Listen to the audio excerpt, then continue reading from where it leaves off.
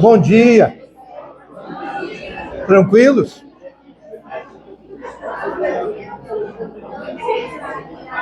Eu não devolvi as notas ainda do questionário, mas eu mando hoje. No geral, todo mundo foi bem. Você vê que não tem mistério, né? E é bom para dar ritmo, né? Dar ritmo no estudo. Hoje a ideia é nós falarmos um pouquinho de pensamento político na Idade Média, mas eu mudei um pouquinho a estratégia para incluir um outro texto, que ainda da Antiguidade, mas que você vai reparar o quanto o debate da Idade Média gira em torno quase que exclusivamente dele, que é a Política de Aristóteles. E assim, e não é nem do livro inteiro, cara. É só da primeira parte. Aliás, dependendo da edição que você pegar, o livro vai estar dividido ou em partes ou em tomos. Né? Tomo em grego é parte, dá na mesma. Ou livro. Né? Livro 1, livro 2. Né? Então, seja lá qual for a edição que você pegar, caso você tenha por aí, né? Mas eu vou colocar na plataforma também direitinho para você. Né? Mas, dependendo da edição, será livro 1, tomo 1, parte 1, tanto faz. É o que equivaleria num livro normal ao primeiro capítulo, né? É que, por sua vez, dentro de cada uma dessas partes, há uma subdivisão em capítulos. São todas muito curtas. Né?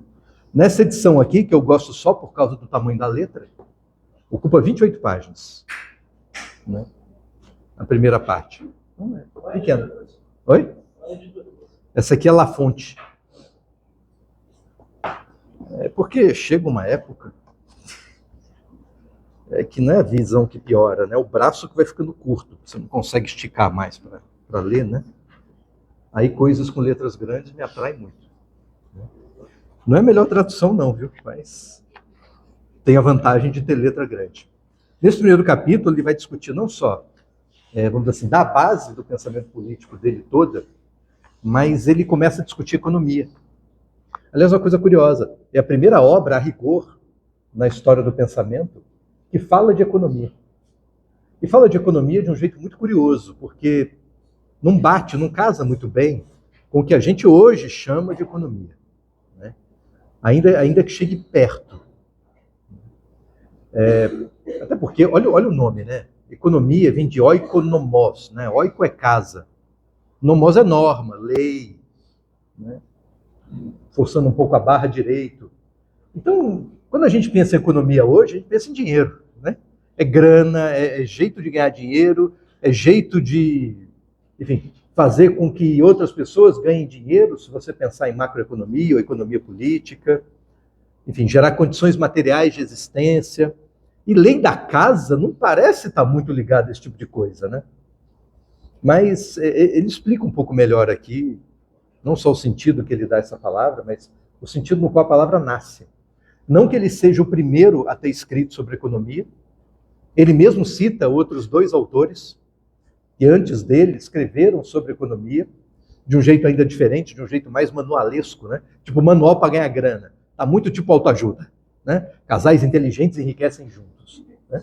Do tipo agricultor grego inteligente enriquece sozinho, um negócio assim. Né? Mas a gente só tem referência desses livros citados por outros, não chegou nenhum exemplar inteiro até a era moderna, né? Já Aristóteles está aqui quietinho, né? Preservado, quase toda a obra dele a gente tem acesso, né? Uma que não tem acesso, mas que é citado por ele e por outros, é uma obra sobre a ironia, né? Sobre a comédia de uma forma geral, sobre o riso. Para quem já leu ou assistiu o filme Em Nome da Rosa, do Umberto Eco, toda a trama é um thriller policial, né? Gira em torno desse livro, né? Ele cria uma ficção, né? Como se fosse a história do desaparecimento do último exemplar, né? E ao mesmo tempo tem um pano de fundo muito legal, um pano de fundo histórico, porque tem um grande embate entre dois personagens ali, né? Um é um inquisitor, o Bernardo Dogui, que de fato foi um sujeito que existiu, né? E do outro um personagem criado por ele, que é o William de Baskerville. E mas que ao mesmo tempo um deles é um cara medieval, né? É um cara que pensa o mundo de forma medieval e, portanto, na hora de investigar um crime, né, de tentar descobrir por que assassinatos estão ocorrendo no mosteiro, ele vai investigar de uma forma medieval, né? E do outro lado, William de Baskerville é um cara tipicamente moderno, né? Então, na hora de investigar, ele tem critérios modernos de investigação, né? Então, enquanto o Bernardo Gui, para tentar descobrir por que está acontecendo o homicídio, ele tenta buscar a origem do mal. O mal está aqui. Então, ali tem um gato preto. Bom, gato preto é coisa do demônio. Então, por ali tem a causa do crime. Já o William de Baskerville é aquele que vai olhar a evidência, vai olhar a pista, né? A lá Sherlock Holmes, né, o detetive que o Edgar Allan Poe criou, os assassinatos da Rua Morgue, que eu não lembro o raio do nome, mas que deu origem a essa ideia de um detetive de dedução e tal.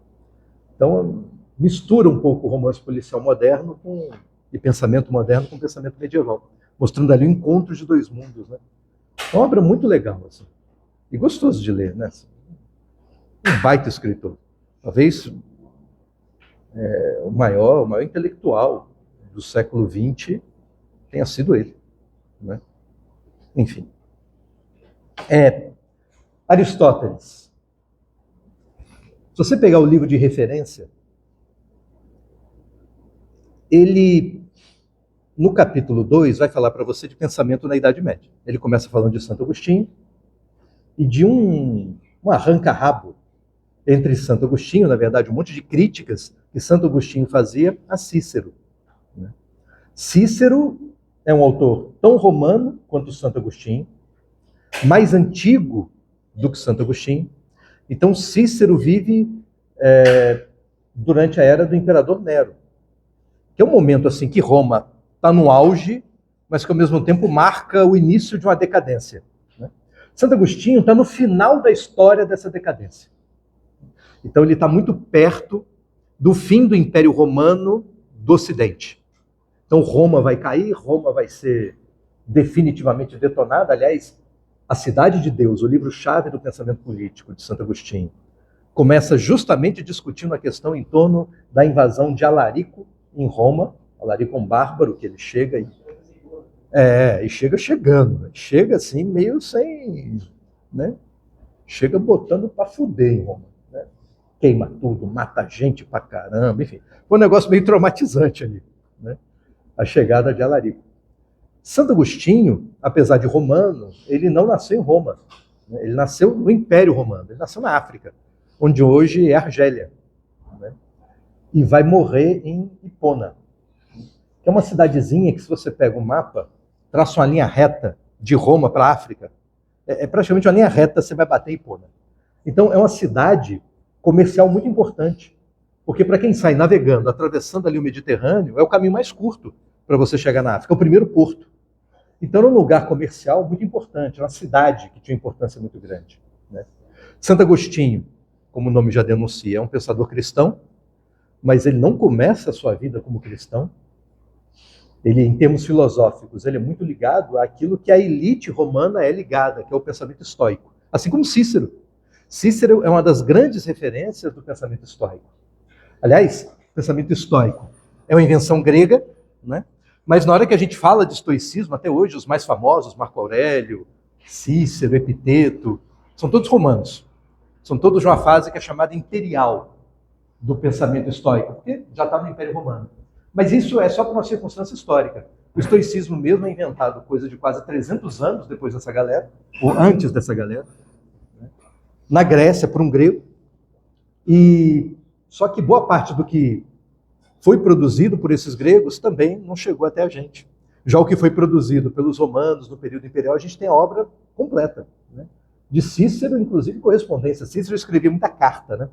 Ele é um cara que sentava assim e vai dizer, vou escrever um livro. Ele sai escrevendo um monte de carta, aconselhando, depois juntava tudo, e você tem um livro aí, né?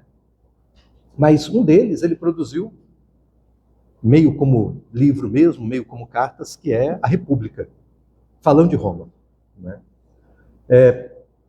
Santo Agostinho é esse africano, né, que nasce tão estoico quanto Cícero. Isso quer dizer o seguinte, que na visão de mundo dele, ele é um cara que defendia uma visão muito arcaica do que a gente chama hoje de meritocracia, né? que era uma coisa interessante para os estoicos, porque o pensamento estoico dizia mais ou menos o seguinte: partindo do pressuposto de que a natureza é um cosmos, é um todo ordenado, que tudo tem o seu propósito, tem o seu porquê, tudo tem a sua finalidade. Aliás, é a mesma lógica, o mesmo ponto de partida de Aristóteles. Isso faz parte de uma espécie de senso comum grego e que vai ser incorporado pelos romanos. Então, o mundo é um cosmos, tudo tem o seu lugar, todo mundo tem o seu propósito, tudo tem a sua finalidade. Se você nessa vida é um cara que está se dando bem, sabe gente que parece que o mundo ajuda? Aliás, tem momento da nossa vida que é assim, né? As coisas dão certo até sem a gente querer. Sabe quando tudo parece que acontece por acaso? Né? E os caminhos da sua vida estão com as portas abertas. Mas tem outros momentos assim que, cara, é tudo atravancado, tudo porta fechada. Não adianta o quanto você se esforce, dá sempre errado. Todas aquelas suas expectativas terminam em frustração, sabe? Para o estoico, a explicação disso, dessa espécie de metafísica existencial, é que quanto mais você viver de acordo com a sua própria natureza, ou seja, quanto mais nessa vida você estiver vivendo de acordo com o propósito da sua própria existência, com a sua finalidade determinada pela natureza, e não por escolha sua, repara. Você nasceu para viver de uma determinada maneira, mas tem gente que escolhe viver de outra. Você pode ter nascido, sei lá, para música, mas você olhou para um lado, olhou para o outro e disse assim, cara, músico costuma morrer de fome, não é fácil fazer sucesso, a coisa hoje está meio embaçada, sabe como é que é? Vou fazer direito, e direito tem concurso, a coisa fica um pouco mais democrática, aí depende só do quanto eu sou CDF, e vou ter um salário legal, né? Aí você vai para o curso de direito, mas ao mesmo tempo o direito não é muito a sua, né? Você entrou porque você é esforçado, você é inteligente, você, enfim, tem capacidade, passou, beleza, tranquilo, mas repara, a natureza não escolheu isso para você. Foi você que escolheu. Você consegue ser um ser, em certa medida, antinatural, meio não natural. Meio natural porque você tem um destino natural, você tem uma personalidade que se encaixa com uma espécie de projeto universal da natureza. E, ao mesmo tempo, não natural porque você consegue fugir do projeto, você consegue sair dele. Então, de cara para os estoicos, há pessoas que nasceram para servidão.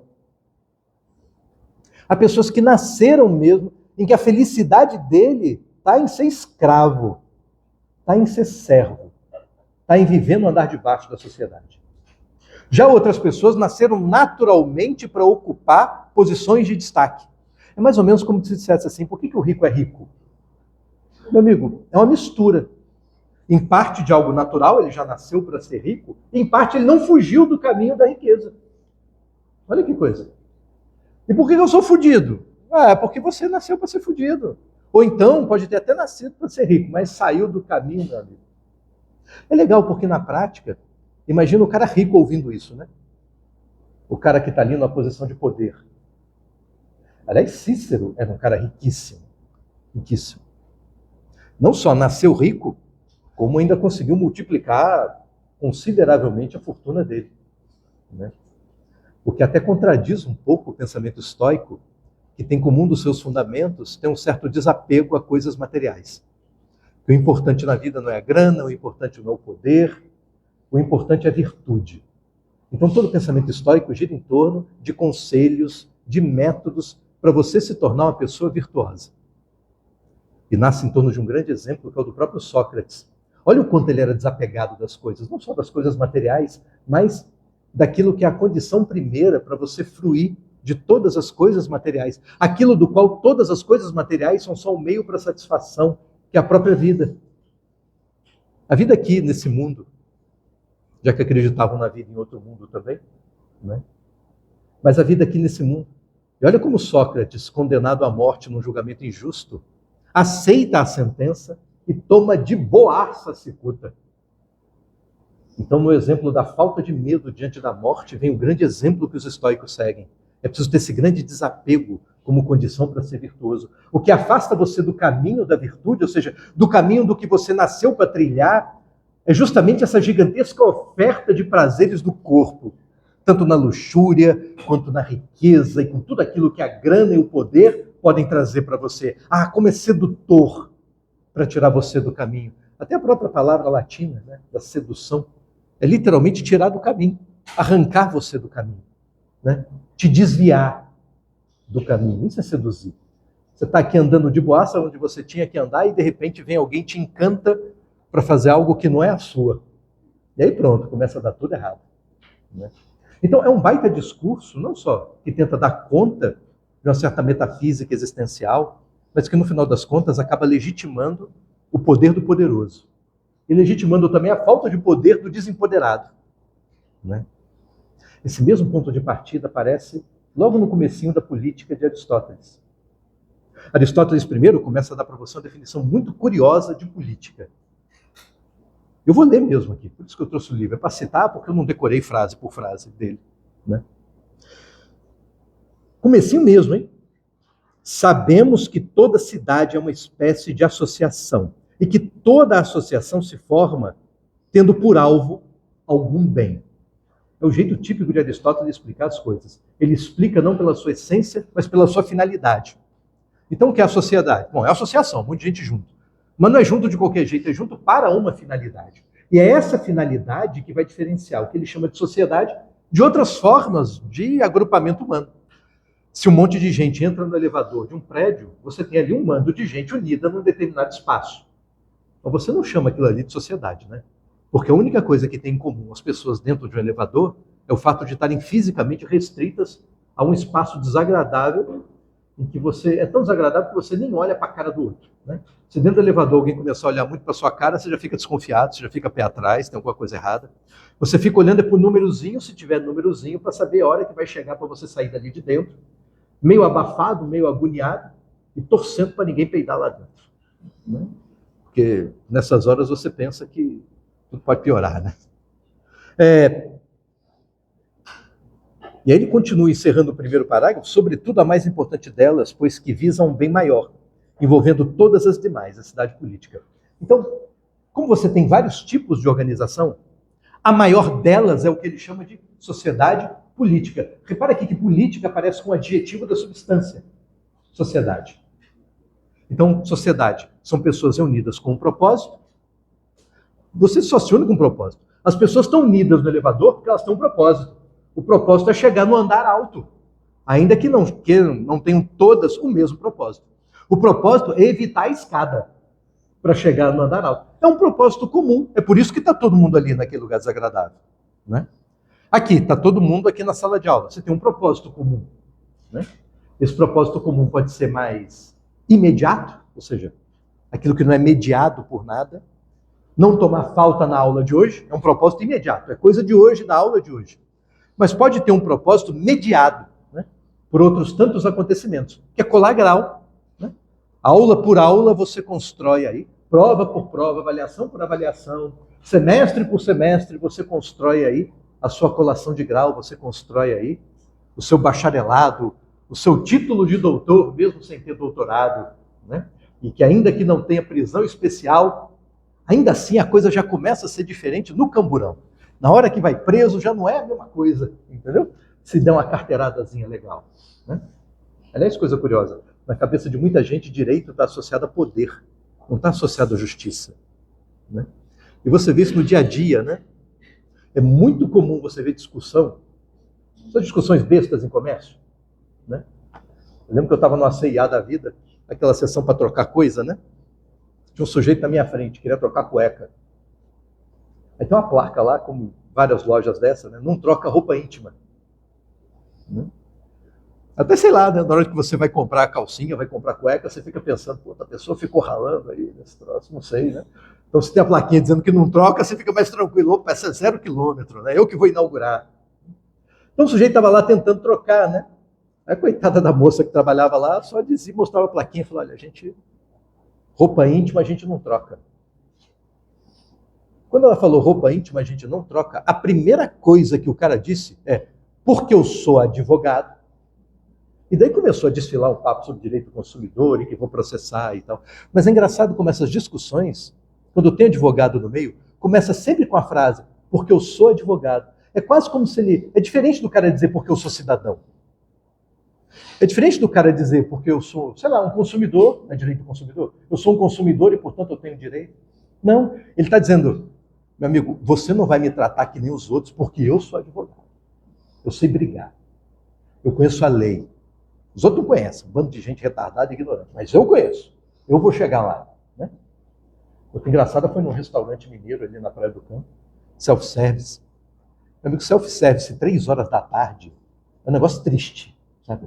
Você chega daquele prato linguado, aquela bacia assim, com, né?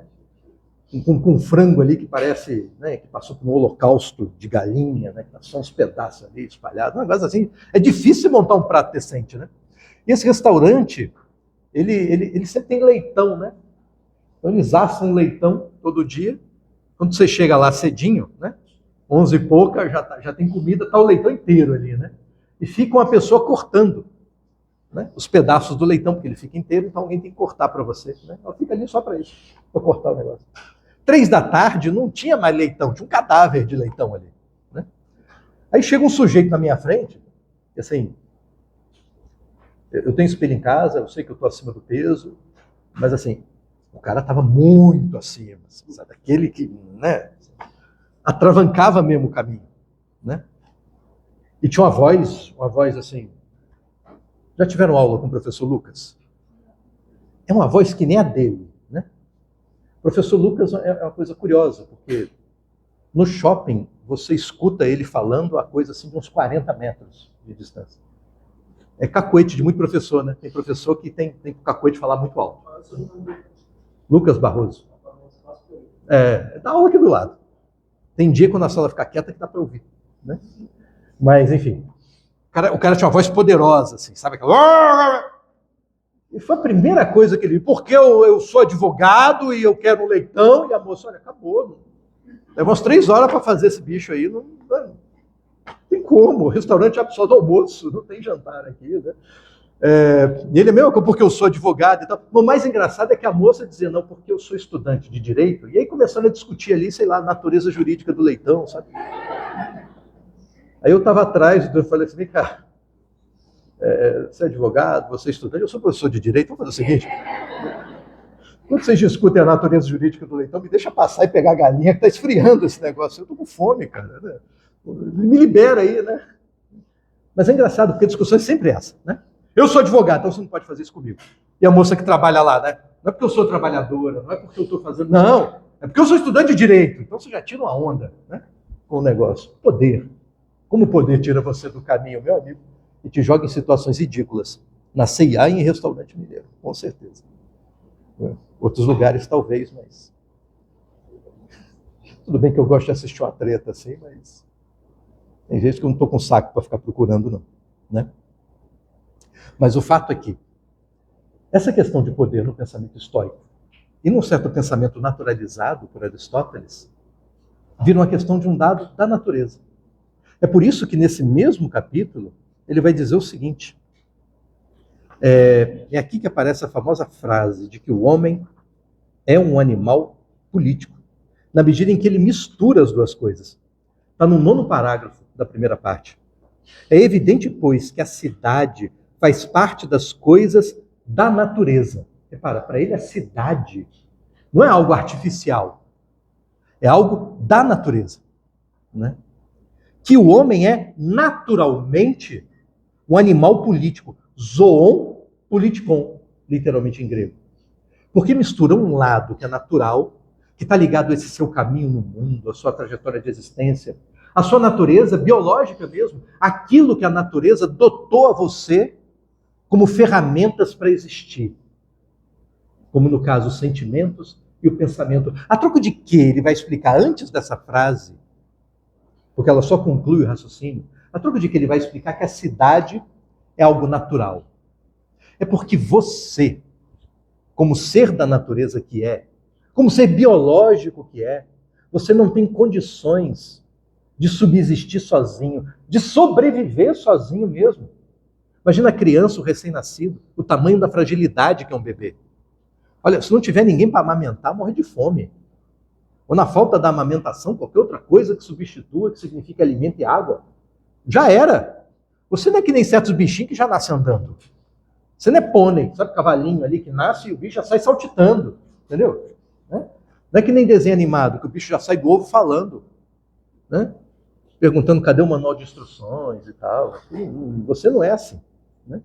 Você nasce sem noção de porcaria nenhuma. Dos seres, talvez, da natureza, seja o mais bizarramente frágil no nascimento. E você acha que a coisa fica aí só no nascimento? Não, meu amigo. Segue vida fora. Você sozinho, para existir, e mais do que isso, como Aristóteles define tudo pela sua finalidade, você, para atingir a finalidade própria do humano, não só a sua, aquela para a qual você nasceu, mas aquela para a qual todo humano nasceu. Se você nasceu com inteligência, meu amigo, é para usar esse troço de algum jeito. Se você nasceu com certa sensibilidade para a arte e para a música, meu amigo, é porque isso tem um papel a desempenhar. Se você nasceu com atração sexual, é porque isso tem um propósito, isso tem um porquê. Tudo tem um porquê. Se você nasceu comendo de tudo, é porque isso tem um propósito. Entendeu? Ainda que você diga, a rúcula eu não como nada que é verde. Eu não como carne. Você tem um propósito para ter nascido assim, entendeu? Você pode abrir mão dele, como você pode sair do caminho, né? Mas, por natureza, você nasceu assim. E a única forma de você atingir a plenitude desse propósito da existência humana é junto de outras pessoas. Portanto, em sociedade. Quando as pessoas se juntam por um propósito comum. Que propósito comum é esse? A tudo aquilo que se pode chamar de sociedade. É o que Aristóteles vai definir de forma muito vaga aqui como bem comum. Então, uma certa busca de felicidade. Tem uma obra que vem antes dessa, que é a Ética. As duas éticas, a Nicômaco e Eudemo. Na Ética, ele vai cravar um certo princípio que nos move.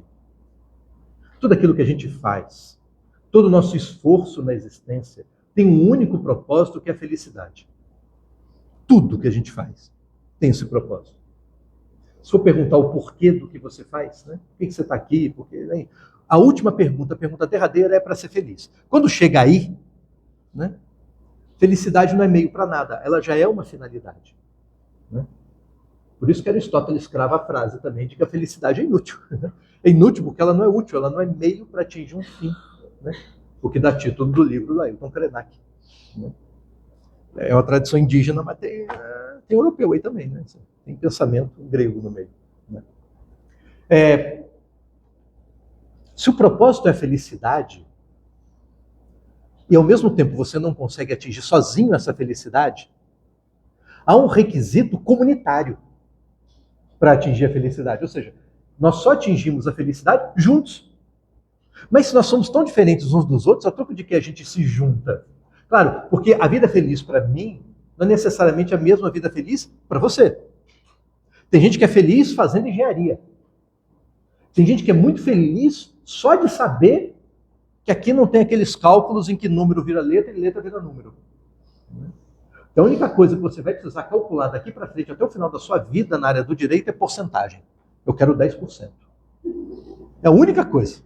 Né? O que é muito fácil de fazer, porque é só cortar zero. Né? É só andar com a vírgula, é mole. Né? Não precisa pensar muito. Então, as pessoas são diferentes. Mas apesar da singularidade de cada um de nós, tem algo que nos une. Isso é o bem comum. Que é a condição comum para a felicidade individual de cada um. Então imagina que apesar das nossas singularidades, tem um monte de coisa comum. Que a gente consiga sair de casa e ir até onde a gente queira ir para ser feliz. Sem que ninguém encha o saco demais da gente, convenhamos que é uma coisa comum. A gente pode chamar isso de segurança. Né? Sem que ninguém queira acabar com a nossa vida, sem que, enfim, conseguir fazer sem risco. É algo comum, que une todo mundo. Ter condições de encontrar alimento para sobreviver é um interesse comum, ou um baita interesse comum. Então repara que os primeiros interesses comuns, que definem um bem comum, estão em primeiro lugar ligados à necessidade da sobrevivência. A necessidade mesmo de sobreviver. E as primeiras organizações sociais de Aristóteles giram em torno dessa necessidade. E a primeiríssima delas se chama família. Família é a base da sociedade. Essa frase não quer dizer muita coisa. E dependendo do autor antigo que citou a mesma frase, o significado muda. Platão foi o primeiro. Platão tem uma concepção tomista de política. Porque você pode pensar política em partes grandes, como o império, ou em partes menores, como uma cidade, estado, como um bairro, como um clã, como uma família. Mas para Platão a diferença entre eles é só quantitativa mesmo. Então uma cidade, uma polis, funciona do mesmíssimo jeito com a família. A única diferença é o tamanho, é que na família tem pouca gente, na cidade tem um monte. É só essa. Aristóteles já não concorda muito com isso não, sabe? O ponto de partida é o mesmo, a família. Mas a família é um aglomerado em que as pessoas se organizam em torno de um propósito que é a subsistência. E o que ele está chamando de família aqui? Não é homem juntar com mulher e ter filho. A família tem algo mais. A família é pensada por Aristóteles como uma unidade produtiva, porque se a finalidade da família é garantir a subsistência, então a família tem que ter propriedade. E a família inclui escravo, inclui trabalhador, inclui mais gente. O escravo é parte da família. Olha que coisa. A gente fala isso hoje de empregada doméstica, né?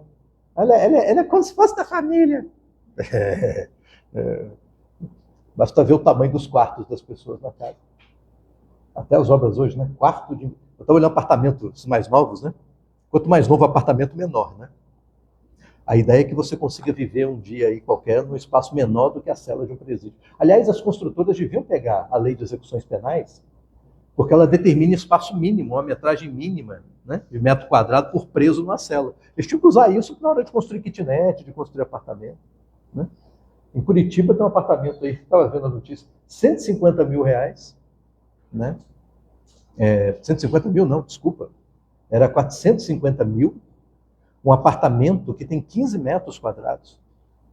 15 metros quadrados. Não sei se você tem muita noção do que são 15 metros quadrados. Né? Mas mais ou menos dessa pilastra até metade aqui do quadro. Essa áreazinha aí. Né? Aí tem que caber cama, tem que caber banheiro, privada. Não sei se é uma... Tem muito quarto de hotel maior que isso, né? Muito quarto maior, mas enfim, né? Então, é unidade produtiva. Porque é uma finalidade. Por que você está em família? Ah, porque é unida pelo amor. Pelo amor porra nenhuma, é unida pelo interesse comum, porque meu amigo precisa sobreviver. A criança de casa precisa da mãe amamentando, senão está ferrada. Sem leite materno fica difícil o negócio, ela não come salaminho assim que nasce. Então, né, tem que ter amamentação. Senão, alguém que arranje leite em algum canto aí, né? Não tem jeito. Né? Então, há uma dependência mútua das pessoas. Ao mesmo tempo, você tem um esforço, você está construindo aquilo ali como um patrimônio, você quer que aquilo se perpetue, você quer que aquilo dure mais tempo, então tem que ter filho. Para ter filho tem que ter homem e mulher junto. Então, tem uma série de interesses que convergem ali. Mas que, ao mesmo tempo, estão respondendo à demanda natural.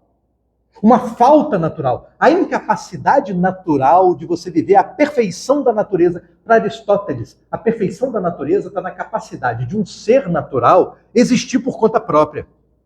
Mas você não é esse ser que existe por conta própria. Aliás, em termos naturais, a perfeição para Aristóteles está ligada à eternidade. Porque não só existir por conta própria, mas na medida em que você depende única e exclusivamente só de você para existir, você também não encontra perecimento. O que perece é aquilo que perece por falta de algo que era necessário à manutenção da vida. Então você precisa beber água. Sem água você morre de sede. Você precisa de comida. Sem alimento você morre de fome. São todas coisas estranhas a você, mas que são a condição da sua existência, porque você é um ser que não existe por si só. Você existe na dependência de outras coisas.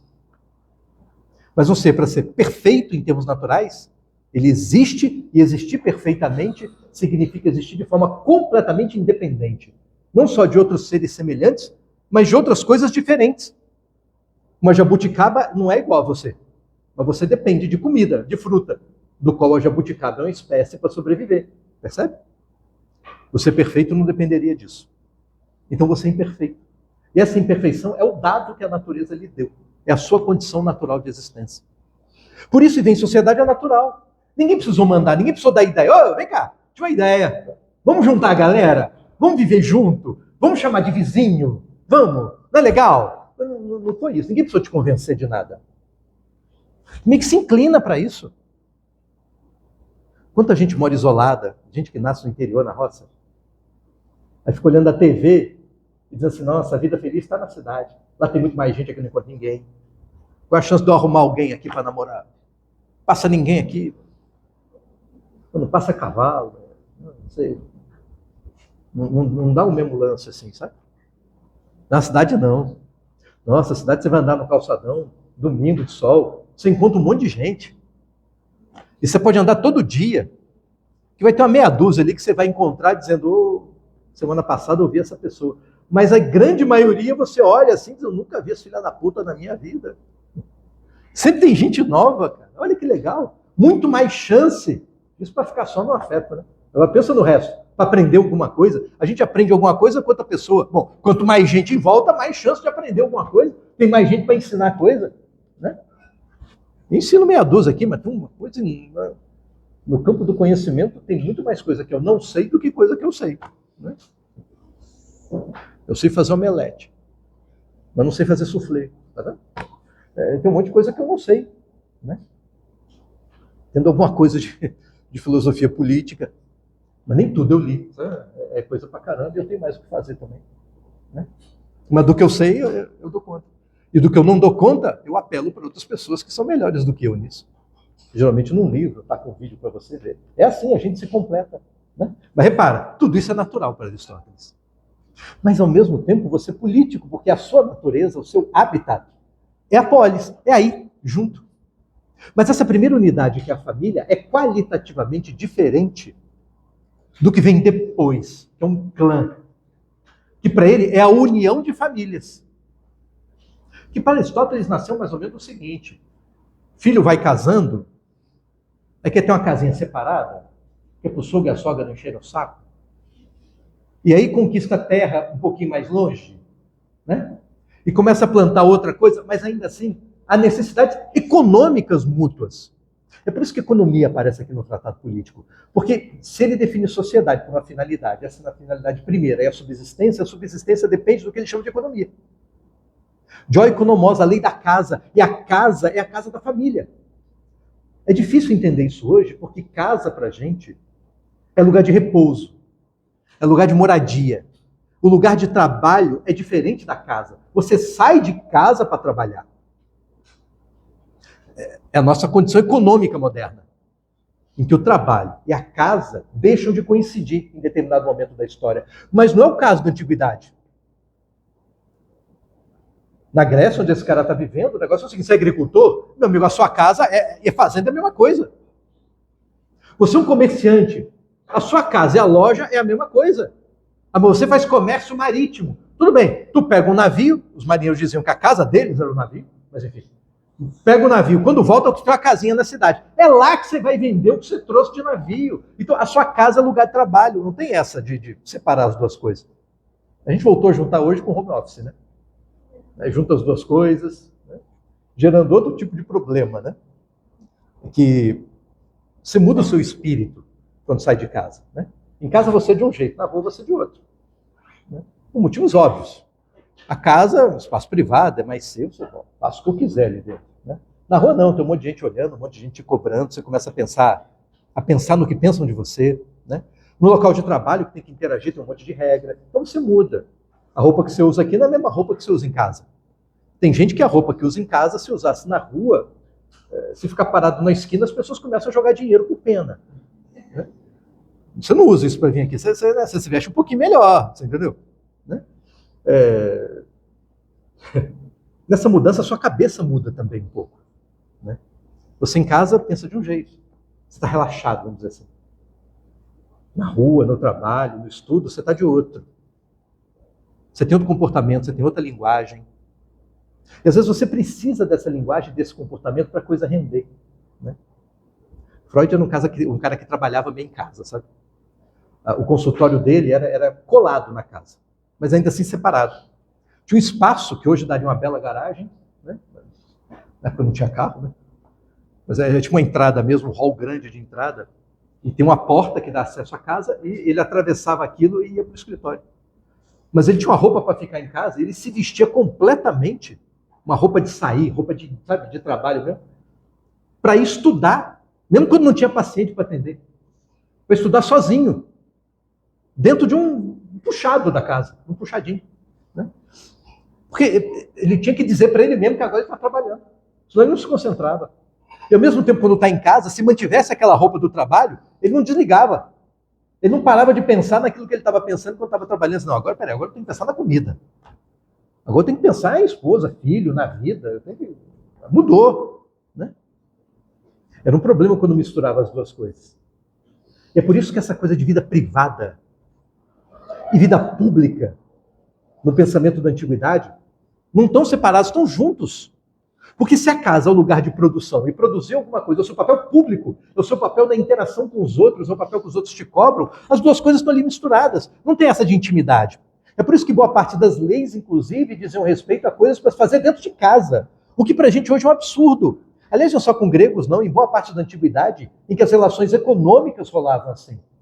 Pega Levíticos da Bíblia, né? Pega no Antigo Testamento. É um código civil, mas vai olhar o que tem regra ali, sobre coisa para fazer dentro de casa. É coisa que a gente não imagina hoje como um tema digno do direito. Como se o direito começasse da porta de casa para fora. Né? Dentro de casa, como tem que dormir, sabe? Não tem essa. Na menstruação, o que tem que fazer? Imagina alguém legislar sobre um negócio desse.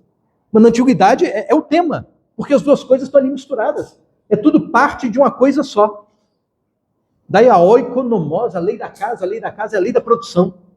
É a lei da geração de riqueza. É a lei da unidade primeira da sociedade, que para Aristóteles só é diferente do clã, por exemplo, porque o jeito do chefe da família, o oikodespotes, que em latim é pater familis, pater, né? Daí vem pai, do latim, mas aqui é oikodespotes, o déspota da casa, o jeito dele mandar na casa é diferente do jeito do chefe do clã mandar no clã.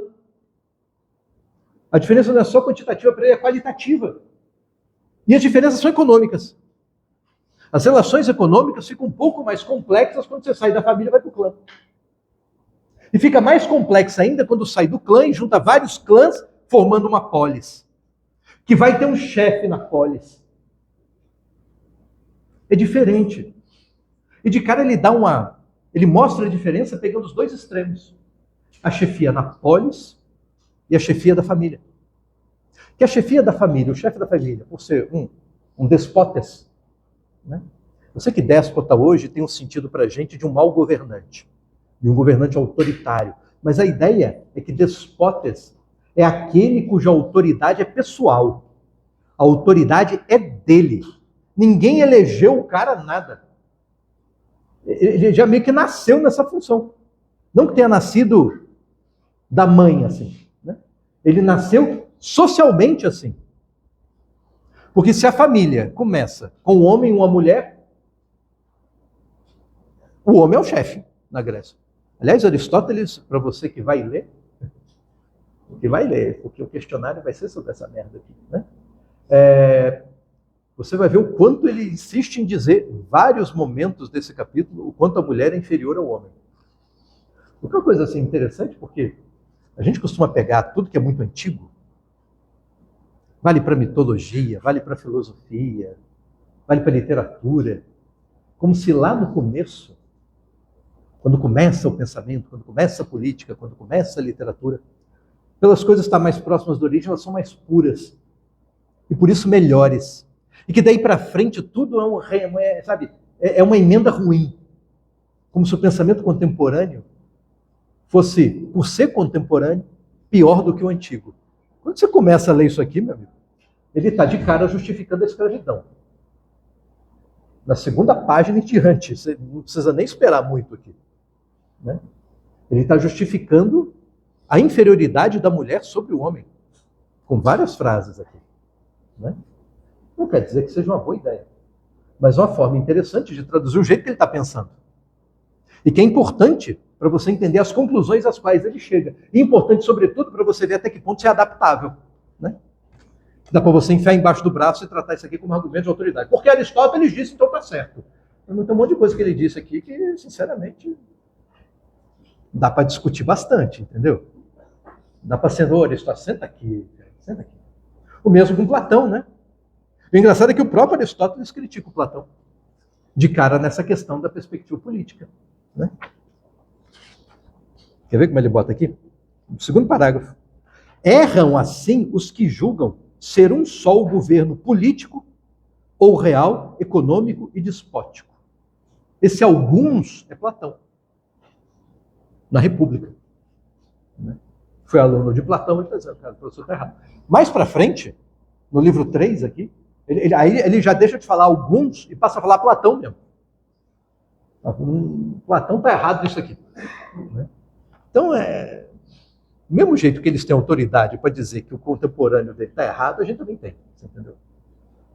Então, não leve isso aqui como dogma. Leva como inspiração, como modelo de pensamento. Né?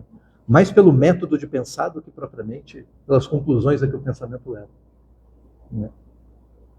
Mas olha como ele vai falar de político. Né? No que se refere ao governo político e real, dizem que quando um homem governa só e com autoridade própria, ou seja, o despota, a autoridade é pessoal, o governo é real. Né? Real. Esse real em grego aqui é despotes, né? A palavra que usa. E sendo, em termos da constituição do Estado, alternadamente senhor e súdito, o governo é político. E aqui já aparecem, tem 3 palavras aqui, chave. Primeiro é Constituição, que para a gente tem um significado, uma carta política e tal. Né? Constituição. Senhor e súdito, o governo é político. O político, para ele, é necessariamente uma forma de governo diferente da realeza. Olha que coisa. Então, monarquia, para ele, não é um tema político. É diferente. É um tema despótico, é outro assunto. Política tem a ver com a ideia de um poder organizado de uma forma específica. E o político aqui é literalmente da polis, porque ele está dizendo, meu amigo, na família, mandar nos outros é de um jeito. Na polis, mandar nos outros é de outro. Porque você está lidando com gente diferente. E o bem comum é diferente. Se a família está muito ligada à sobrevivência, na polis, meu amigo, você já ultrapassou a questão da sobrevivência e já está pensando em outras coisas. Já está pensando num bem-estar mais sofisticado. Né? Pensa na sua vida. O que te move de forma geral? Pensando dessa lógica econômica. Tudo bem, a necessidade né? É um baita guia. Mas imagina que você já está com a necessidade satisfeita. Tem gente que está na rua hoje e não sabe se vai ter almoço. Então a preocupação desse cara é a comida. Mas você está numa situação assim daquela que, olha, não dá para esbanjar em restaurante todo dia, não. Agora, ficar sem comer eu sei que eu não vou. Mas para você não é um problema. O seu problema deixa de ser de sobrevivência e passa a ser de qualidade. Pô, mas eu só tenho grana para comer no RU. E sabe aquela frase? Você é o que você come. Quando eu olho o RU, eu me imagino melhor do que isso. Né? Mas não dá grana. Mas repara que você não está aí na sobrevivência. Porque o RU te garante a sobrevivência. Em alguns casos a pessoa até engorda. Que eu acho um milagre. Que você tem que comer em certa quantidade, não só qualidade. E assim, encarar com quantidade, com boca boa, não é para qualquer um, né? Comi muito na Rio, viu? Até porque tem lugar aqui em volta que convenhamos. É melhor, mas não é tão melhor assim ao ponto de valer a diferença de preço. Entendeu? Em termos de custo-benefício, tá bom pra caramba. Né? Mas já teve fase do RU, meu amigo, que você não pegou, dê graças aos céus por isso. Época do bandejão mesmo. Sabe? Passava com a bandeja assim, cheia de buraco, e a pessoa ia chuchando comida ali para você. Não era você que se servia, a pessoa servia você. E tudo um ato de carinho, né? Pegava aquela concha que parecia uma palmatória antiga, grande, assim, daquela para bater na bunda, não é na mão, não. Tinha palmatória para bater na mão, que é pequenininha, na bunda, que era grande, né? Aí enfia aquele troço no arroz e tacava assim, xlac, né? Quando era macarrão, você sentia aquele monte de ameba caindo no prato, assim, xlac, né? Metade da fome já ia embora ali, na hora que você estava recebendo a comida, né? Era uma coisa triste. Eu cansei de chegar lá e a única coisa que tinha para comer era arroz e feijão. Sendo que o feijão, assim, na minha cabeça, feijão é um grão, né? Era difícil achar um grão ali. Tinha um caldo, tinha uma água, né? Translúcida. E uma bebida, que ninguém definia pelo sabor, só pela cor. O que tem hoje? Até alguma coisa amarela para se beber. Primeira vez que me falaram isso, eu falei, que absurdo. Aí quando eu provei, eu falei, cara, eu não sei dizer o que é isso. Sabor amarelo, eu não sei dizer que merda é essa. Não tenho a menor ideia. Melhorou muito, viu? Como melhorou. Né? Mas, enfim, boa parte do nosso esforço está além da necessidade. Né? A gente já quer um certo conforto. A gente já pensa a felicidade em termos mais qualitativos do que necessários, sabe? Como a gente gosta de dizer, qualidade de vida. Expressão estranha, né? Que o adjetivo vem antes do substantivo. Faria mais sentido vida de qualidade, mas enfim. Né? Então você já está pensando mais em termos qualitativos, né? Em que a sua felicidade depende mais disso. A Poli já está nessa vibe. Então o jeito de mandar é diferente. Mandar no filho. O filho tem muito pouca condição, a criança tem muito pouca condição de saber decidir sem fazer merda. Não precisa de um adulto ali. Mas não enfia a língua na tomada, menino. Sabe? E se deixar por conta, vai enfiar a língua ali. Então, pode ser mais autoritário, você entendeu? Deve ser. Para sobreviver a criança, inclusive. Se deixar fazer tudo que quer, não vai dar certo. Agora, na Poli, você está lidando com gente adulta. E boa parte iguais. Então, quando Aristóteles coloca esse revezamento, não é que ele está falando necessariamente de democracia.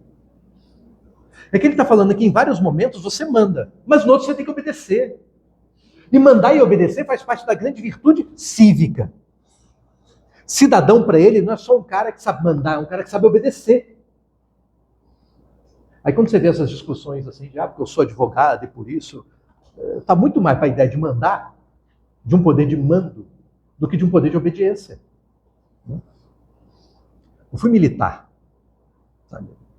Exército. Eu fiz escola de cadetes, na época era 3 anos, e fui para a AMAN. Infantaria. E minha cara de coronel de infantaria. Né? Lembra a paralisação da PM? O exército foi para a rua e tal, coisa. E um colega de turma meu, na época, colega de SpaceX, Jaman, era o comandante do 38B. Né? Aí grupo de WhatsApp, né, aquela coisa toda, pô, tô indo para Vitória. Eu encontrei com ele 21 dias antes do começo da greve da PM, que era a troca de comando da PM. Né? Ele estava lá, ele não tinha assumido o comando do batalhão ainda. Ele veio antes, assim, já estava ali meio que participando, porque né, você vem para arrumar as coisas, para trazer família e tal. Aí eu virei para ele e falei o seguinte, cara, ele é niteroiense, né? Eu falei, cara, assim, olha a quantidade de ex-comandante do 38BI que mora aqui. Para Vitória é um lugar muito legal, Vila Velha é uma cidade muito legal, as pessoas vêm para cá e não querem sair, entendeu? Se apaixonam e tal. Você vai acabar ficando aqui e tal. Aqui é super tranquilo e tal. Eu fui encontrar o cara depois, a segunda vez, no Palácio Anchieta, com a greve já estourada, né? Ele esperando chegar ministro da Defesa para botar tropa na rua, ele com camuflado, capacete, pistola, escambaquado. Ele só me encontra assim e falou, tranquilo, né? Eu falei, meu amigo, estava tranquilo até você chegar. O pé frio nessa história aqui é você. Estava tudo de boaça. Foi você botar o pé aqui que deu merda. Culpa toda sua. Né? Mas, enfim. Quando você entra na AMAN, tem uma frase. Né? Escrita no alto do corpo da guarda. Tem uma distância de 1 quilômetro entre o portão, né? A entrada mesmo da AMAN e o primeiro prédio. 1 quilômetro exato. É coisa de milímetro. A coisa tem que ser milimétrica. Né? 1 quilômetro para você andar no meio do nada.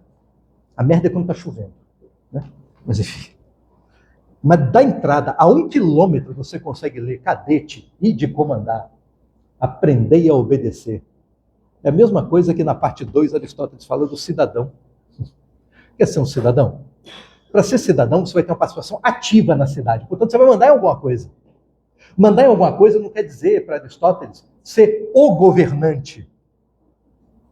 Mas imagina, você é um cara que trabalha num guichê, num balcão. Você está mandando ali, entendeu? A pessoa chega, como é que eu faço? É desse jeito, desse aí não pode. Você está mandando, entendeu? A gente manda uns nos outros. Você é o técnico que instala a rede.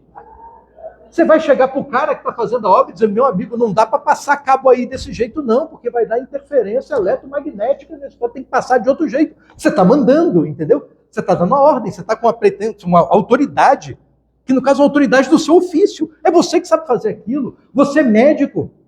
O médico vira para a pessoa e diz, meu amigo, você vai tomar esse troço aqui, que você não sabe nem pronunciar o nome do remédio, que eu vou escrever numa letra aqui que você não sabe o que é, só farmacêutico vai conseguir ler. Aí você pega e lê a bula. Já leu bula de remédio? Você não entende merda nenhuma. Eu adoro ler bula de remédio, não entendo nada, mas acho mal barato. Né? O efeito não sei o que das enzimas pró e tal. É quase com a ordem, porque ninguém está te explicando, ninguém está te convencendo, entendeu? Não é um discurso para convencer, é um discurso para dizer, meu amigo, o que te cura é essa merda aí. Toma essa porra. Você não está mandando? Não tem autoridade? Isso é ser cidadão. É saber desempenhar esse papel. Agora, o médico tem hora que adoece. E precisa de outro médico. Aí tem que saber obedecer. E tem cara que é arrogante. Uma porrada de médico que não procura médico, né? Um monte, quer dizer, eu sou médico, então eu sei. Mas ele erra no próprio diagnóstico. Porque não é a praia dele. Não tá aí pra... Do mesmo jeito que erra em diagnóstico dos outros, e não faz por querer, entendeu? Não quer, ninguém quer ser incompetente na sua arte. Ao contrário, você se esforça para ser o melhor possível. O cara erra. Se erra no dos outros, erra no dele também. Não tem menos amor aos outros do que tem por ele mesmo. Ao contrário. Então, essa é a ideia da cidade, porque é uma interação. E se você é insuficiente, vai depender dos outros, então você depende do mando dos outros. Essa é a lógica. Isso é o que a gente chama de política. A política tem como fundamento, primeiro, essa cidadania. Saber obedecer e saber mandar. Saber mandar é saber cumprir o seu papel para com o outro. Saber obedecer é entender o papel do outro e respeitar. É o famoso cara, me respeita, eu estou aqui só fazendo o meu trabalho. Quanta gente passa por isso, né? Cara, eu estou só fazendo o meu trabalho. Uma vez eu vi um guarda municipal lá no centro da cidade, fazendo o trabalho dele. O carro está parado do lado da placa. Aquela que tem o E e tem um X ainda. É proibido parar e estacionar. O cara está estacionado ali. Aí o guarda está lá, né? Aí chega o motorista. Por que você está fazendo isso? O cara quase que falou, meu amigo, me pagam para isso, né? Assim, a lei. Mas, apesar de um monte de argumento que ele podia usar, ele só usou o seguinte, olha a placa. Você parou do lado da placa, cara, é proibido parar aqui. E a pena é multa, eu estou te multando. O que o cara fez? Aí a placa, ele começou a arrancar a placa. Eu vou arrancar a placa e pronto. A cara do guarda, cara, você foi... Porque ele não reagiu de imediato. Ele ficou assim do tipo... Caralho, esse cara é doido, velho. Foi a primeira reação. Depois ele baixou a cabeça assim do tipo... Esse dia hoje vai ser uma merda. Vou ter que fazer alguma coisa. Aí foi, né? Mas ele foi naquela assim, meio do tipo, como que está lidando com crianças, entendeu? Não é como que é você que obedecer, meu pai. Larga de ser babaca, sabe aquela coisa? Uma cena bonita de se ver. O guarda mostrou muito mais maturidade do que o sujeito lá na placa. Né? Mas esse é o cidadão ruim. Né? Não sabe obedecer. Não sabe respeitar o outro que está cumprindo a sua função. Não sabe respeitar a função. Porque para viver bem encaixado na cidade, na lógica estoica, na lógica antiga, eu não tenho que cumprir o meu papel? para eu poder mandar, mas eu também tenho que aceitar o papel do outro, porque eu dependo do papel do outro. Então tem uma lógica de respeito também, que não é a ideia de poder mais autoritária, que é a que a gente traz, porque a nossa cultura é diferente, é uma sociedade que ainda não abandonou a escravidão de todo. Ela está aqui na nossa cabeça, como forma de organização da vida. Ainda é altamente elitista, ainda é o papo do você não sabe com quem você está falando, ainda é aquela história de se formar no curso superior já é doutor, então não pode me tratar de qualquer jeito. Isso está muito forte na nossa cabeça.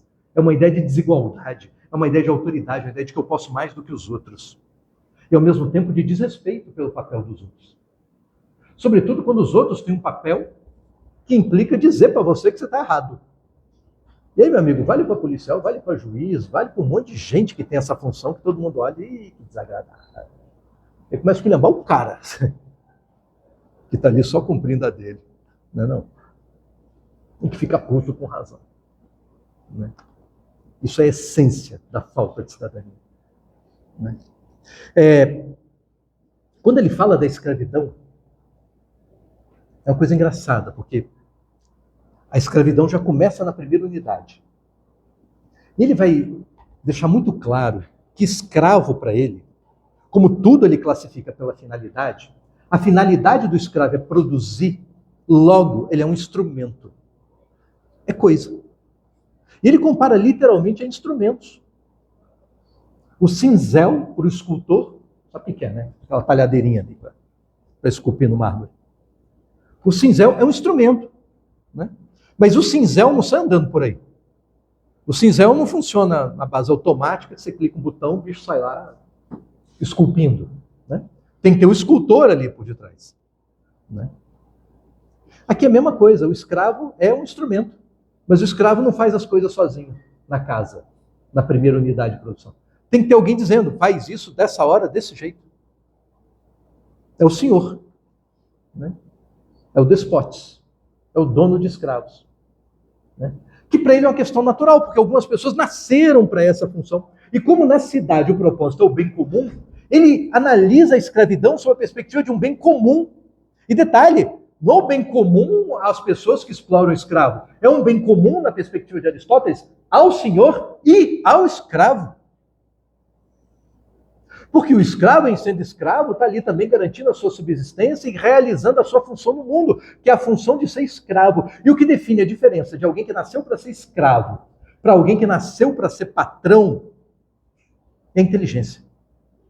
É o modo como usa a razão. Nasceu para ser patrão aquele que tem uma razão capaz de ser previdente, de prever as coisas. Sabe enxergar longe, que a gente fala? Tem gente que enxerga longe. Na política, no direito. Essa ação, se começar assim, olha, não vai dar muito certo, não. Cara, mas nem tem jurisprudência ainda sobre isso. Como é que você já sabe? O cara enxerga longe. Já sei mais ou menos como vai pensar. Mesmo na economia. A gente enxerga muito longe. Tem gente que só vê o agora. Como é que está hoje? O dólar subiu. Ih, vende! Gente que não, que vê longe pra cacete. Né? Começa a juntar um monte de acontecimentos, de trajetória de acontecimento e vê onde essa história vai parar. Esse é o cara que nasceu para mandar. Esse é o cara que você tem que ouvir. Para mandar em mais gente. Pela previdência. É dessa previdência, né? Em grego, sofrosiné, mas que em latim é prudência. De providência, literalmente. Né? Prudência. Ser prudente é isso. É engraçado que prudência para a gente está ligada à inação. Para, seja prudente. Aqui não. A prudência está ligada à sua capacidade de agir bem, de saber o que fazer. E você sabe o que fazer porque você olha longe, porque você enxerga longe. Esse é o cara que tem o dom para mandar. E o cara que tem o dom para obedecer? Não é que ele não tenha razão e nem virtude. É uma espécie de excelência da razão. Mas ele é humano. Tão humano quanto o patrão. A diferença é que ele não vê longe. E o que sobra para ele é a habilidade manual, ou a força física. Amigo, se o cara nasceu para fazer bem coisas de força física, esse é o escravo. Então, detalhe, na Grécia, trabalho, e quem define melhor isso é um cara que não é grego, é Bertrand Russell, que é um autor moderno. Bertrand Russell vai dizer que trabalho tem de dois tipos. Um que consiste em arrastar corpos sólidos e pesados pela superfície da terra, e outro que consiste em mandar alguém arrastar corpos sólidos e pesados pela superfície da terra. Geralmente, quem diz que gosta do trabalho é porque está nessa segunda categoria. O cara da primeira já não vê bem assim a coisa. Essa mesma lógica de divisão do trabalho, entre o trabalho braçal, que gera muito esforço físico, e um trabalho que não gera tanto esforço físico, ou a capacidade para um e para outro, que Aristóteles separa as pessoas por natureza. E detalhe, ele vai entrar na questão da escravidão por lei. Porque havia em algumas cidades gregas a escravidão por dívida. Você está devendo dinheiro, não pagou, então, meu amigo, você agora é meu escravo. Você vai pagar com a sua liberdade. No direito romano também tinha isso. O engraçado é que até hoje, no direito civil, você não diz, eu vou pagar uma dívida. Eu vou resgatar uma dívida. Já viu gente falando assim? Vou resgatar uma dívida. Linguagem jurídica você usa direto, resgatar a dívida. Resgatar é engraçado, né? Porque resgatar a gente pensa logo em refém. Né? O refém é você, meu amigo. É porque no direito romano antigo, resgatar a dívida é resgatar a sua liberdade, que você perdeu quando tem dívida. Oi? Nexo é ligação, vínculo. Né? Ali é resgatar mesmo, resgatar porque você... Aliás, no direito hebraico antigo também. No direito hebraico, você, se tem dívida, já era. Você não tem liberdade. Né? Então, quando você paga, você está comprando de volta a sua liberdade. Então, nesse contexto, você pode ser escravo por dívida, pode ser escravo por espólio de guerra. E aí é uma coisa engraçada, porque Aristóteles disse pouco antes desse raciocínio que existe uma natureza do escravo. E a natureza do escravo está ligada à força física. Mas se eu ganhei você numa batalha e por espólio de guerra eu escravizo você, é porque eu fui mais forte que você. Então a coisa parece contrariar a outra. E Aristóteles acha que esse tipo de escravidão é imoral. Esse tipo de escravidão, ainda que a lei assim preveja, é imoral porque contraria a natureza. E aí você tem como escravo alguém que não nasceu para ser escravo. Você escravizou um cara para carregar pedra pesada, mas olha, o cara não leva o menor jeito para isso. O negócio do cara é tocar piano, velho. Não vai dar certo, você entendeu? Não vai dar certo esse negócio. Vai ser um escravo de merda. É melhor ter um escravo bom, percebe? Porque se a sociedade precisa do trabalho escravo, o bom é ter um trabalho escravo bom, o escravo virtuoso. Qual é a virtude do escravo? É saber obedecer como escravo. É muito legal, porque se você tirar a palavra escravo na ideia da escravidão natural e colocar empregado, ou como o pessoal gosta hoje no mundo corporativo, colaborador, é muito legal que parece que você está ali, né, você está passando na rua, está precisando de ajuda? Ah, vou colaborar. Parece que você não está ali por salário, né? Parece que não tem ninguém mandando em você. Tudo aquilo que a CLT diz que caracteriza trabalho, né? É uma relação vínculo, que é permanente, que tem relação de autoridade, né? Tem alguém mandando em você, que tem pagamento em pecúnia por isso, você está recebendo por esse troço, né?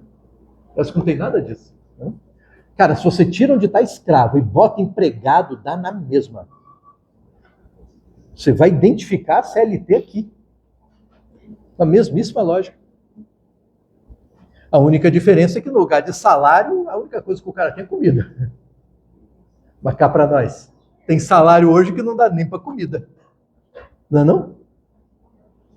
Tem um economista, ele ganhou o prêmio Nobel tem coisa dos 15 anos.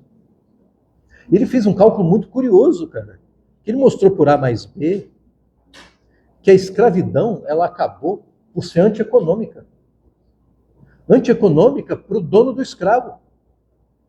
Porque é mais barato pagar salário de fome do que manter o escravo dentro de casa.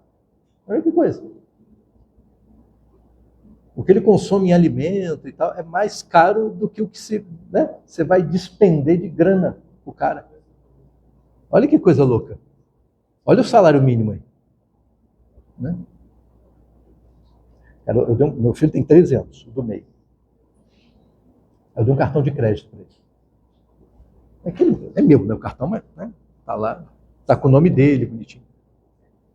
Aí eu botei um limite, né? Para ele usar o cartão. Né? Cara, eu botei um limite alto. R$ 1.000. 1.000 conto de cartão. É porque ele come na escola. Não é mais fácil para a cantina da escola, para almoçar lá, pagar com um cartão. Né? Uns 22, 25 conto para almoçar. Né? Às vezes ele volta para casa de táxi, ou de Uber. Tá ali o cartão, paga, você se vira aí. Né? De vez em quando ele pede açaí à noite. Né? E eu olho os gastos dele, não passa muito disso. Às vezes vai na lanchonete com os amigos, entendeu? Cara, ele estoura o cartão todo mês. Você entendeu? Ele estoura, cara. Almoçando na escola, andando de Uber, que não é todo dia, tem dia que ele volta a pé. Tem a van, mas tem que esperar 2 horas para levar para casa. Ele não tem saco para esperar voltar a pé. Ele estoura essa merda. Fácil, fácil. Aí volta e meia me liga, né? Tá na porta do condomínio com o taxista esperando, ele não consegue pagar. Aí eu tenho que liberar aqui para crédito para ele. Cara, imagina a porra de uma família, velho. Um salário mínimo. Que agora bota a casa. Bota a conta de luz, coisa que ele não paga. Bota a conta de água. Se for apartamento, tem condomínio. Bota as contas todas para você ver o que sobra. Sobra merda nenhuma. Como é que vive? Entendeu? É muito mais barato, o escravo sai mais caro que isso. Né? Filho está mais caro que isso. Né? Para você ver que essa coisa de benevolência, de humanidade, de fiquei com pena, porra nenhuma. Porra nenhuma. Porque se fosse por pena, com a abolição da escravidão vinha respeito. E, meu amigo, o respeito não chegou até hoje. É grana mesmo. É grana. Para você ver como ela está na base da política, segundo Aristóteles. Né? O mesmo argumento da escravidão como algo natural, é o que Cícero usa na República para definir a própria República. E que Santo Agostinho tanto critica. Né? Não sei se você leu antecipadamente, como eu aconselhei a fazer, mas ali deixa bem claro que Santo Agostinho escreve A Cidade de Deus não com o propósito de escrever uma obra política. Não é essa a ideia dele. A ideia dele é rebater uma crítica à elite romana que culpava os cristãos pela decadência de Roma. Porque é uma ideia muito antiga que se na guerra o meu exército venceu o exército inimigo, é porque antes os meus deuses venceram os deuses do inimigo. Portanto, os meus deuses são mais fortes que o do inimigo. Por isso eu ganho a batalha. Você vê isso na Ilíada. Tem uma série de condições divinas para a guerra rolar. Inclusive na Ilíada, a guerra de Troia demora tanto tempo justamente porque os deuses não se resolveram ainda. Os deuses estão se porrando lá. Inclusive na narrativa, com deuses no campo de batalha, lutando junto, de um lado e do outro. Como tem Deus dos dois lados apoiando e um não venceu o outro, a guerra também não acaba. Né? A guerra não acaba. Foi preciso Odisseu, que era um malandro, um cara esperto, astuto, um bom estrategista. É um cara que nem queria ir para a merda da guerra, já começa por aí. Meu amigo, eu estou indo porque Agamenon é corno. Cara, eu sou rei de Ítaca, eu não quero saber. Eu acabei de ter filho, velho. Eu quero ver meu filho crescer, eu quero que... Tá tudo tão legal, por que eu vou me meter na guerra com Troia? Deixa eu Troia em paz. Mas não teve jeito, ele foi obrigado aí. Já que foi, eu vou dar um jeito de acabar logo com essa merda. Então ele trabalha mesmo para resolver. É dele a ideia do cavalo. Que dá certo e tal. Mas claro, como ele derrotou os deuses de Troia ficaram putos com ele. E por isso, para sacanear, não deixa ele voltar para casa fácil. Aí vem a segunda parte, que é a Odisseia. Ele tentando voltar para casa. Que é mais difícil que a guerra. Né? É mais difícil voltar para a porra da casa do que vencer a maior guerra da história até aquele momento. E o cara teve que ser muito sagaz para vencer um monte de desafio. Porque na guerra ele está lutando bem ou mal com gente, né? Tudo bem que tem Deus de um lado e do outro, mas assim, tem Deus do meu lado também, né? Agora não, ele está lutando contra Deus e só tem contra. Piorou muito a situação dele. Enfim, essa cabeça do antigo ainda está ali. Né? Então, cara, se Roma se fudeu desse jeito, olha o império que nós somos, olha a civilização, literalmente cidade que nós somos. Não tem cidade como essa. Com banho público quente, água quente, né? Pra galera, aqueduto. Olha aqui, tudo calçadinho. Velho, olha o Coliseu, que troço fantástico é aquilo. Pô, até hoje impressiona essa merda. Imagina a antiguidade. Você sai de uma cidade de 5 mil habitantes ali, tudo roça, tudo lama. De repente chega em Roma, né? Caraca, velho. E com um exército assim que eles achavam imbatível. De repente vem uns caras que eles chamam de bárbaro, ou seja, que não tem literatura, não tem civilização, não tem arquitetura, não tem engenharia, não tem matemática, não tem merda nenhuma. E fode com a gente. Como é que pode? Pela gente não é, porque a gente constrói tanta coisa legal, a gente é tão sagaz, tão inteligente, tão literato, tão foda, né? Só pode ser por causa dos deuses. Deus de quem? Dessa galera que está aí, esse bando de cristão. É deles a culpa. Então Santo Agostinho escreve para dizer que, meu amigo, não é bem assim. Né? Não é bem assim. De cara, um monte de cristão que se refugiou nos templos cristãos foram poupados por Alarico. Você já viu Bárbaro fazer uma porra dessa? Inclusive ele cita prisioneiro. Gente que foi feita prisioneiro, que dizia que era cristão, e botava o cara dentro da igreja. Ao invés de botar... Né? Que igreja na época não é bem igreja, você sabe. Né? Igreja é eclésia, que é reunião. Então não precisava de templo. O que tinha era a casa de alguém que juntava a galera lá. E como durante um bom período teve uma perseguição muito grande, a coisa era meio de chavada, meio escondida, assim, para reunir, porque senão dava merda. Era o lugar da reunião, mas o lugar em si não tem nada de sagrado. É esconderijo, é abrigo. Então, quando vem merda, é abrigo, é para lá que você vai, é para lá que você corre. Né? Mas o argumento fundamental daí para frente é que ele vai não só na política falar contra Cícero, que é um estoico, mas ele vai argumentar em termos filosóficos, porque o discurso dele não é teológico. Ainda que faça uma conexão com assuntos que são tipicamente teológicos. Mas o discurso dele é filosófico, contra o estoicismo.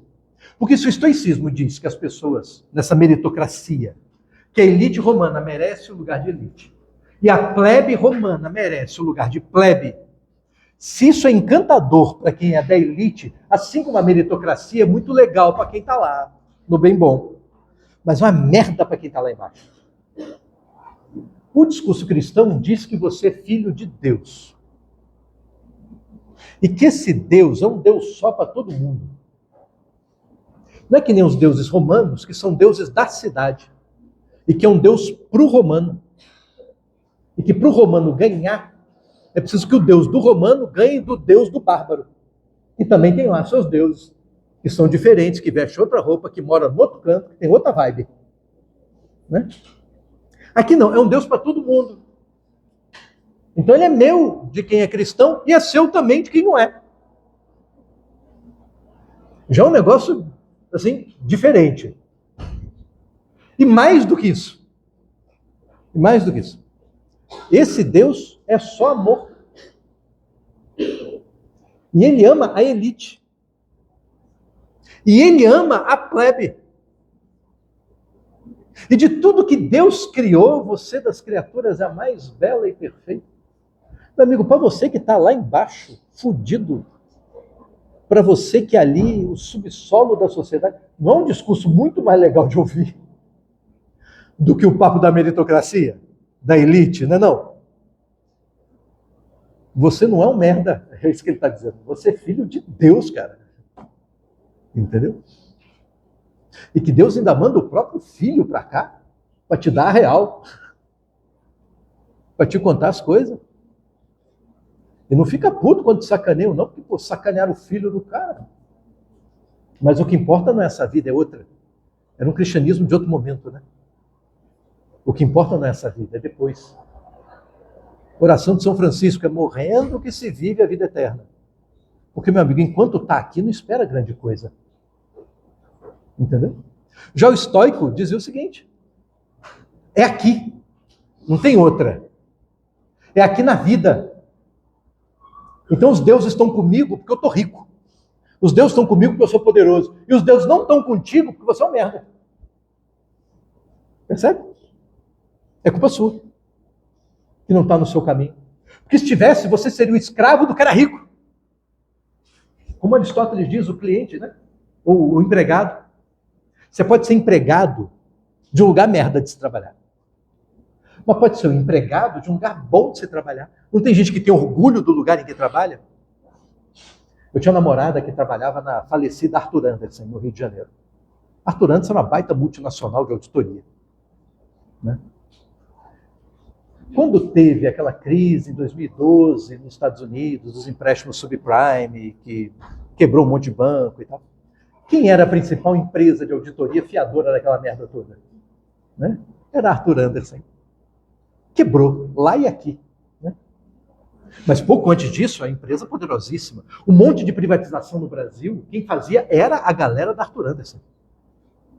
Aí um dia ela liga para mim e fala assim, a galera vai aqui do escritório, a gente vai sair, vai para um restaurante comemorar. Vamos lá. Eu não queria muito ir, porque assim, sabe aquela que você só conhece uma pessoa na mesa, o resto é tudo gente que você não conhece. E gente que trabalha junto, então o papo deles, você não sabe de quem que eles estão falando. Então eu já estava meio de má vontade, você entendeu? Aí, chegou uma hora, né, eles falando muito do sucesso, do trabalho que fizeram, do quanto eles eram foda e tal. Eu falei, vem cá, é que eu não trabalho lá, né? Então, exatamente vocês estão comemorando o quê? Não, é porque teve a fusão da empresa Streams, né, Broads, com Recon, Merchandise, um negócio assim. E graças ao nosso trabalho, a empresa conseguiu lucrar 30 milhões. Eu falei, pô, que legal. E vocês levaram quanto disso? Você sabe que o clima acabou aí? Né? Ele falou assim, mas como assim ganhar? Porque eu sei que os sócios daqui, além de um salário que se fosse em dinheiro não dava para enfiar no cu de tanto que é, o cara ainda ganha participação nos lucros. E como se não fosse o bastante, isso estava perto do fim do ano, os altos executivos tinham acabado de ganhar, além da participação dos lucros, além do salário, além de uma espécie de 13º feito, porque o contrato deles era diferente, não era de trabalho, era meio que sócio, né? Então, mas tem um substituto de 13º. Ainda ganharam como mimo um brinde da empresa, que era uma Mercedes para cada um. E o pessoal estava zoando, porque era toda da mesma cor, era igual, né? Todo mundo com Mercedes da mesma cor, igualzinho, que é para não ter briga. Era um mimo. Sabe o que a galera ali de advogado júnior, que nem era estagiário não, isso é advogado, sabe o que eles ganharam? Panetone. Balduco. Não é nem aquele artesanal da padaria chique, é balduco, velho. E não é o de chocolate, não. É o de fruta. Mas um cartão dizendo como você é parte da equipe. E a galera orgulhosa. Sabe aquele papo de vestir a camisa? Meu amigo, você vestiu a camisa, mas tem uma trolha aí embaixo dessa camisa, não sei se você reparou. Veio junto, né? Que trabalhavam pra caralho. É aquele lugar que paga por hora. Você até pode ganhar mais.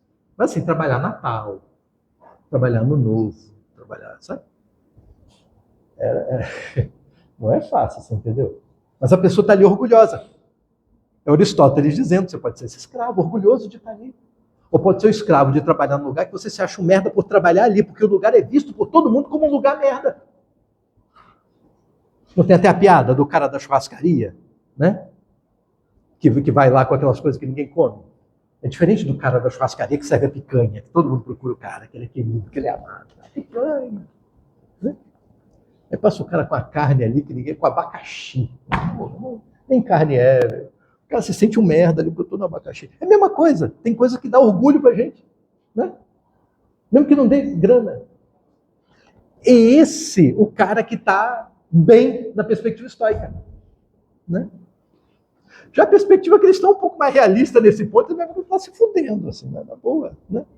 Da real. Está se fudendo, cara. Outro, ele está melhor que você nessa vida. Mas é o seguinte, não liga não. O que espera depois de morrer? Aí quem se fode é ele. E lá se fode por mais tempo, porque é a eternidade.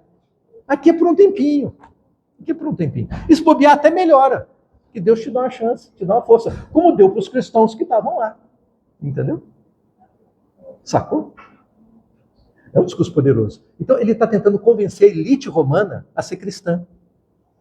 A elite romana, no tempo de Santo Agostinho, não era cristã, era estoica. O que ele chama de paganismo ali, leia-se, estoicismo. E ele mesmo foi um estoico durante muito tempo. E é advogado. Nem religioso ele era. A carreira dele começa como advogado. Começa a estudar filosofia como parte da formação de advogado, em que estudava-se muito retórica.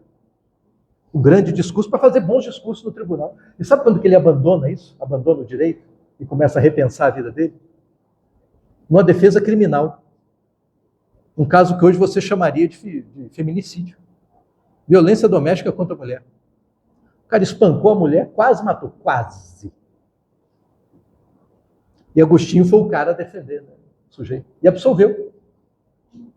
O filho ficou puto, que estava do lado da mãe. Quando termina o julgamento, vai lá falar poucas e boas para ele. Mas ele, como bom estoico que é, sabe que está ali cumprindo um papel em que busca a excelência, a virtude, a excelência do advogado criminal é a absolução. Então a justiça é isso que você fez. Porque era esse o seu papel. Então justo é você cumprir o seu papel. Só que no dia seguinte, o garoto, o filho, que no dia anterior deu um esporro nele, encontra com ele de novo. Vai até a porta do tribunal, porque sabia que ele ia estar lá. Mas dessa vez ele não está puto, ele está triste. Ele veio dizer o seguinte, que a primeira coisa que o pai fez quando chegou em casa foi matar a mãe. Graças a você. Muito obrigado. E foi embora. E para Santo Agostinho, pois foi muito pior do que se ele tivesse me xingado. Muito pior. E a consciência pesou. Como assim eu não sou responsável pela consequência? Eu só sou, não tenho responsabilidade? Que é uma questão da natureza, como diziam os estoicos. Na natureza não tem presa e predador, isso não é natural? O leão não come o coelho? O coelho deve detestar o leão, mas dane-se, a natureza, o leão está cumprindo o papel dele. Pois bem, você é advogado, o seu papel é absolver gente culpada. Assim como o papel do leão é comer o coelho inocente. Dane-se, é da natureza. E, portanto, não há culpa, não há certo, não há errado, não há moral. O que há é eficiência ou a falta dela. Não é à toa que tanta gente lê pensamento estoico hoje, né? E muito ligado ao mercado corporativo. Mercado é isso, foda-se, o negócio é lucro. Ah, mas está morrendo gente. Foda-se. Meu papel é esse. Isso para o todo da natureza é bom, assim que fala da economia. Porque eu gero empregos, eu gero crescimento econômico, tem empresa grande, é bom para todo mundo e tal. Né? Não sei se é tão bom assim, não. Quando você começa a olhar na ponta, a coisa fica diferente. Foi isso que fez ele começar a questionar o estoicismo. Daí, para ir para o cristianismo, bastou a mãe dele ser cristã. Né? A mãe dele se converte antes dele. Ele ainda fica uns anos aí nessa, mas depois ele acaba indo para o cristianismo e vira um baita quadro, né, do cristianismo antigo. Né? A gente continua depois do intervalo. Beleza?